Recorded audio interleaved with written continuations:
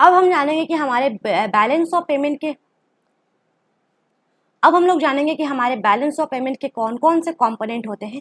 तो सबसे पहले हमारा करंट अकाउंट और दूसरा है हमारा कैपिटल अकाउंट। करंट अकाउंट क्या होता है हम लोग उसके बारे में जानेंगे। तो देखिए लिखा हुआ है, it refers to an account which records all the transaction relating to the export and import of goods and services and unilateral transfer during a given period of time. ये उन सारे ट्रांजैक्शंस को रिकॉर्ड करता है जो import और export किए जाते हैं।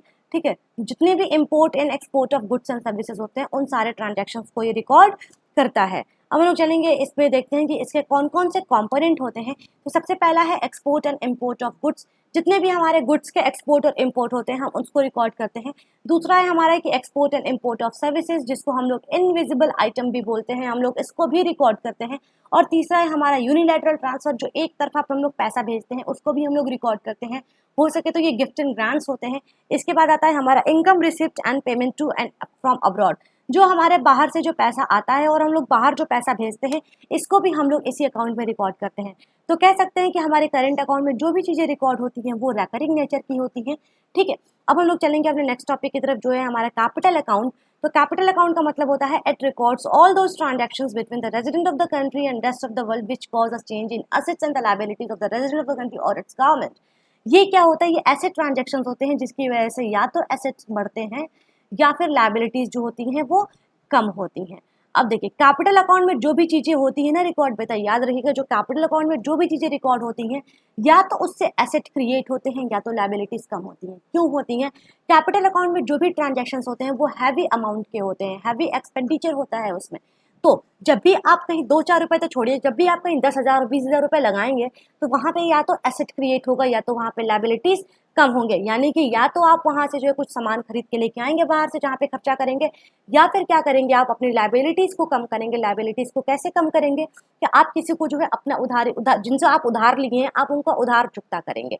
तो इससे क्या होगी, आपके ऊपर की जिम्मेदारी कम होगी। ठीक है, तो देखते हैं हमारे कैपिटल अकाउंट में कौन कौन से कंपोनेंट आते हैं। तो सबसे पहला है हमारा borrowing and lending to and from abroad, मतलब कि जो हम लोग उधारी लिए हुए हैं या फिर हम लोग उधारी दे रहे हैं देश के बाहर, या फिर हमारे देश में जो लोग उधारी लिए हुए हैं वो लोग हमको अपना उधार चुकता कर रहे हैं। तो ये भी चीज़ें हमारी कैपिटल अकाउंट में रिकॉर्ड होती हैं।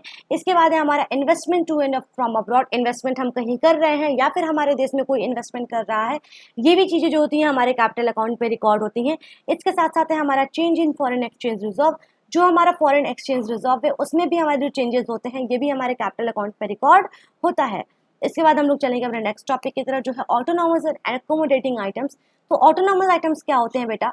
It refers to those economic transactions which take place due to some economic motive such as profit maximization. ये जो ट्रांजैक्शंस होते हैं इनका एक ही मोटिव होता है, वो होता है प्रॉफिट मैक्सिमाइजेशन। ये ट्रांजैक्शंस जो होते हैं वो प्रॉफिट मैक्सिमाइजेशन के लिए किए जाते हैं। और हमारा दूसरा है अकोमोडेटिंग आइटम्स। अकोमोडेटिंग आइटम्स के जो ट्रांजैक्शंस होते हैं वो टू कवर द डेफिसिट और surplus in the autonomous transactions. जो ऑटोनॉमस ट्रांजैक्शंस में जो भी डेफिसिट या फिर सरप्लस हो जाता है, इसमें कुछ भी अगर पैसे रुपए की कमी आ जाती है तो इसको भरपाई करने के लिए जो है हम लोग अकोमोडेटिंग आइटम्स में ट्रांजैक्शंस करते हैं। चलिए, अब ये रहा हमारा कंप्लीट चैप्टर। अब हम लोग चलेंगे अपने नेक्स्ट चैप्टर की तरफ, तब तक के लिए थैंक यू सो मच।